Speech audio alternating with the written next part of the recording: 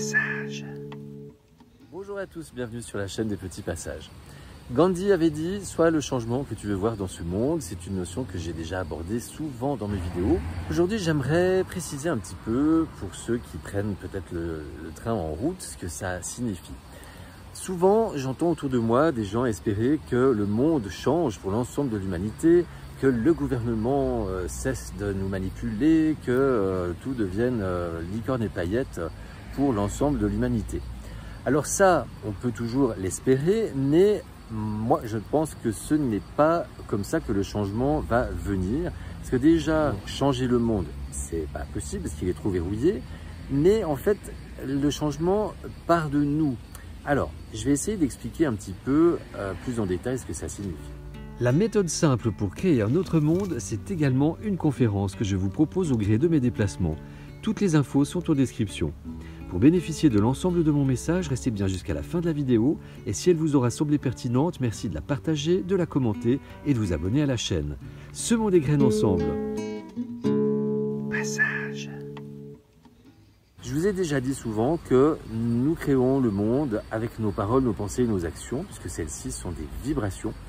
Et que donc, par rapport à ces vibrations, eh bien, nous allons nous-mêmes monter en vibration, avoir des vibrations hautes ou plutôt des vibrations basses en fonction de si nous avons des pensées et des paroles et des actions négatives, au contraire vertueuses.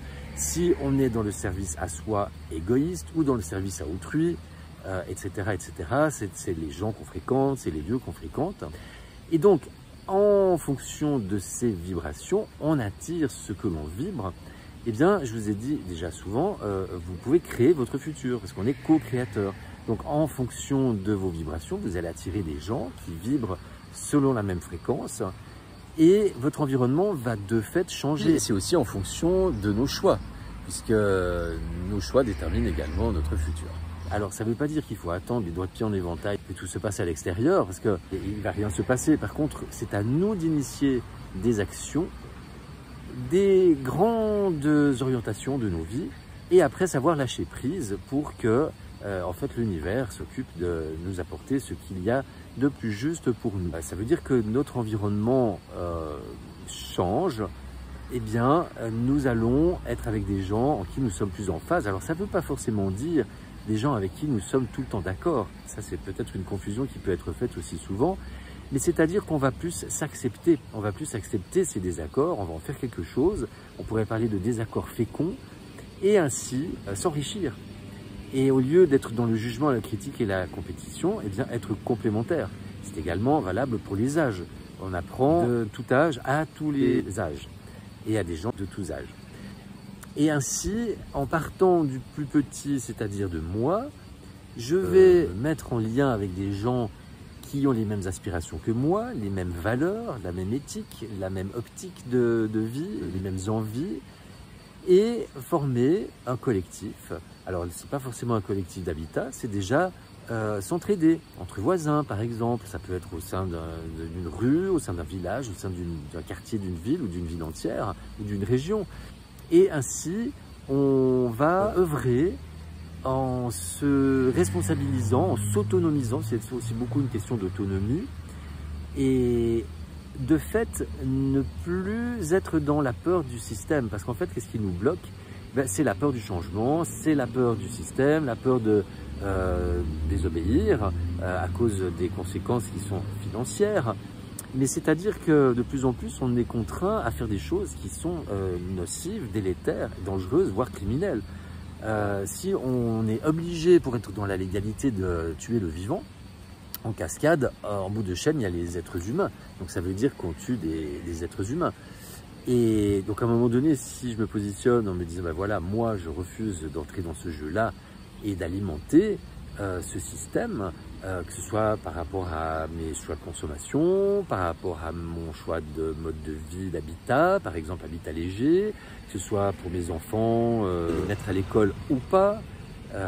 C'est également par rapport à mes impôts, être bien conscient déjà des conséquences de mes actions et que si je paye mes impôts, je finance toutes les choses pour lesquelles je ne suis pas d'accord, à savoir aussi la guerre, les salaires outranciers de nos ministres et de nos députés, de notre président et de j'allais dire l'épouse, oui l'épouse, jusqu'à preuve du contraire, de notre président. Et je vous rappelle, ou je vous l'apprends, que les impôts ne sont pas obligatoires ni légaux. Et là, je vous ramène aux travaux de Voynich. Je vous mets le lien en description qui vous démontre en fait qu'il y a énormément de choses qui ne sont pas légales en France, comment vous pouvez les contourner. Lui, il appelle ça sortir de la matrice. Et il y a également l'ancien avocat François Fortabal-Abattu qui démontre, preuve à l'appui, qu'il y a 12 preuves que plus rien n'est légal dans la République. Voilà. Et en fait, il y a énormément de possibilités. Il y a des lois aussi qui nous protègent, puisqu'au-dessus de nos lois et de notre Constitution, il y a la Déclaration universelle des droits de l'homme et au sommet de la pyramide, les lois universelles, les lois naturelles. Donc ça aussi, la loi naturelle, je vous invite à aller regarder les travaux de Marc Passio. Alors lui, il appelle ça la véritable loi d'attraction. On peut résumer ça comme ça. Bon, c'est beaucoup plus vaste, c'est 5 vidéos de plus d'1 heure, mais vraiment, ça vaut vraiment la peine.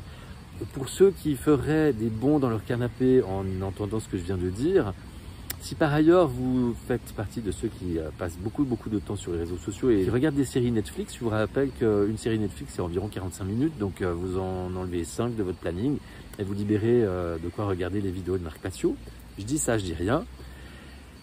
Voilà, donc tout est une question de souveraineté. En fait, remplacer la peur par l'amour.